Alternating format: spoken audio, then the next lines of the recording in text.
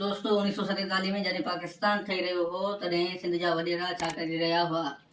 छा तव्हांखे ख़बर आहे त अरबाब ख़ानदान जो हिकु फ़र्द हुन वक़्तु MPA हो ऐं पाकिस्तान जे हक़ में वोट ॾिनो हो। अॼु पाकिस्तान जी इहा तारीख़ ॿुधाईंदुसि जेका किताबनि में न लिखियलु आहे। आख़िर ताईं ॾिसजो। 1947 खां अॻु हीउ सॼो इलाइक़ो बरदस्त इंडिया हो। अंग्रेज़ हुकूमत कंदा हुआ। सिंध में हुन वक़्तु मक़ामी वॾेरा ऐं सरदार पंहिंजा पंहिंजा इलाइक़ा संभालींदा हुआ। अरबाब ख़ानदान बि उन्हनि मां हिकु हो।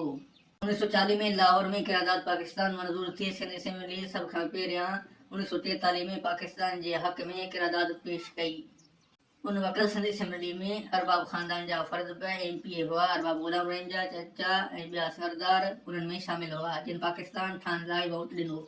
मतिलबु सिंध जी धरती ऐं सिंध जे वॾेरनि पाकिस्तान ठाहिण में सभ खां अॻराई कई।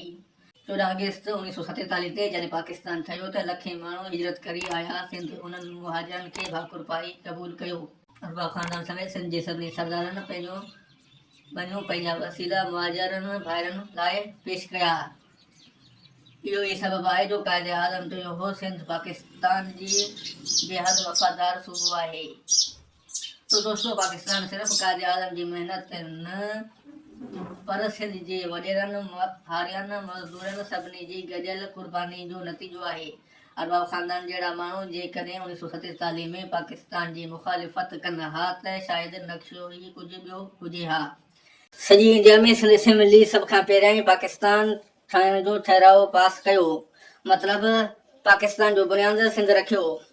1947 में सिंध जे वॾेरनि पंहिंजूं लखीं एकड़ ज़मीनूं मुहाजिरनि खे मुफ़्त ॾिनियूं। अॼु उन्हनि ज़मीननि ते कराची हैदराबाद आबाद आहिनि। क़ाइदे आज़म चयो हो सिंध मुंहिंजे लाइ बेहद अज़ीज़ आहे। सिंध खां सवाइ पाकिस्तान अधूरो आहे। जेकॾहिं तव्हांखे पंहिंजे सिंध ऐं पाकिस्तान जी सची तारीख़ पसंदि आई आहे त लाइक ऐं शेयर ज़रूरु कजो।